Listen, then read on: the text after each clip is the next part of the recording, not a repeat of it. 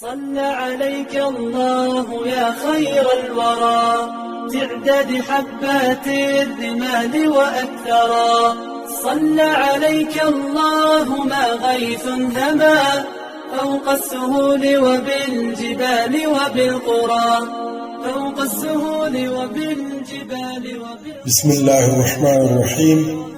درنو او قدرمنو دوستانو، السلام علیکم ورحمة الله تعالى وبركاته.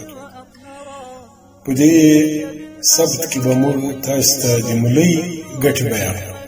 مولۍ هغه سبزي ده چې موږ تاسو همیشه په بازارونو کې، دکانونو کې وینو او رانیسو یې د خوراک سره په سلاد کې استعمالوو. دا ډېرې زیاتې روغتیایي ګټې لري. پخوانو حکیمانو به ویل چې مولۍ له بدنه زهرجن مواد باسي. د مولۍ یوازې بیخ نه، دا سپین بیخ، بلکې پاڼې او بیخ یې دواړه په زیاتو ویټامینونو او معادنو باندې بډای دي. موږ کولی شو چې مولۍ خامې او پخې وخورو، همداراز په سلاته، شوروا او د سلاتې په سینګار کې کار ترې واخلو. برطانوي علمي څېړنې وایي چې مولۍ په وینه کې تر ټولو سبزیجاتو زیات د خوږې او شکرې کچه راټیټوي. د شوګر په مرض کې ډېر زیات مهم رول لري. هغه څوک چې د شوګر په ناروغۍ اخته وي، که مولۍ زیاتې په خوراک کې وکاروي، انشاء الله تعالی چې شوګر یې لوړ نه پاتې کېږي. ځینې په نقل شویه او ازمویل شویه ګټې د روغتیا لپاره په لاندې توګه دي. د بدن وازګې ویلې کوي، په تېره بیا د ورنو وازګې د خوراک په زر هضمولو کې مرسته کوي او په بدن او خېټه کې د خوراک غوړ او کالوریز سوځوي. د زیات پوټاسیم د لرلو په مټه د وینې فشار منظم کوي او لوړ فشار ټیټ ساتي. د ویټامین سي او انټي اکسیډ عناصرو د لرلو په مټه انسان له هر ډول سرطانونو څخه ساتي. د فولادو د لرلو په مټه د بدن روغې حجرې ساتي او د زړه او پښتورګو دندې تنظیموي. پوستکی، ویښتان او نوکان روغ ساتي.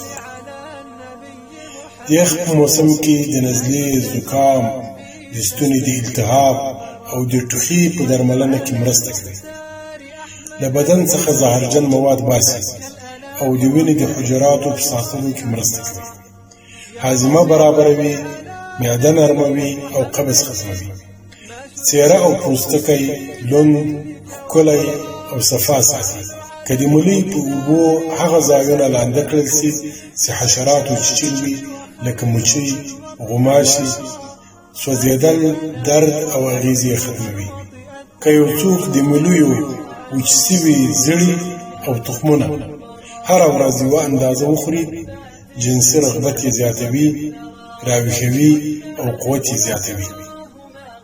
د ګردو د ډبرو او د چرک لپاره په ډېرو وارونو ډېرو خلکو ازمویلي دي. په لنډ وخت کې د رنځورانو په روغولو کې د پام وړ او اغېزمن رول لوبوي. که یو څوک د ګردو ډبرې لري او په ګردو کې چرک لري، که مولۍ وکاروي په منظم شکل باندې هره ورځ په ډېر لنډ وخت کې تقریبا 2-3 ورځو او تر یوې اونۍ پورې هغه ډبرې ختموي او باسي او انسان ته صحت وربخښي. که یو څوک د زیړي په رنځ باندې اخته وي، تر مولیو بهترین علاج په طبیعي بوټو کې بل شی نشته. طریقه یې دا ده: د علاج لپاره بیسول استعمالوي. یوه اندازه مولۍ له پاڼو سره پاکې ومینځئ، بیا یې میده کاټ کړئ، غوڅې یې کړئ. په اوبو کې 5 دقیقې په نرم اور باندې وایشوئ، راکښته یې کړئ چې د څښلو قابل شوې، چاڼ یې کړئ او په نهاره چې څومره څښلی شئ دومره وڅښئ او نورې د ورځې په مهال باندې هم ګرموئ او څښئ. انشاء الله تعالی په روغتیا باندې هیڅ اغېزې نه لري، بدې اغېزې. د زیړي رنځ ورسره ختمیږي، تجربه سوی ده، د ډېرو خلکو علاج ورسره سوی ده په لنډ وخت کې. د ګردو ډبرې او چرک په لنډ وخت کې باسي که یو څوک د ګردو ډبرې لري په ګردو کې چرک لري د مولۍ د لپاڼو سره پاکې مینځي او ایشوي دي په اوبو کې او اوبه دې څښي په تاسو خوا د 2-3 ګیلاس څښي او د ورځې په مهال دې هم څښي انشاء الله تعالی چې ډبرې او چرک به په ډېر لنډ وخت کې ختم کړي الله تعالی هم خوشحاله لره په دعاګانو کې مې یاد ساتئ زه د تاسې همدرده او خواخوږی مولوي قدوسي له کراچۍ خبرې کوم زما د واټساپ شمېره ده 034-000-200-034-200-961 والسلام عليكم ورحمة الله تعالى وبركاته. وبالجبال وبالقرى صلى عليك الله ما غيث هما فوق السهول وبالجبال وبالقرى فوق السهول وبالجبال وبالقرى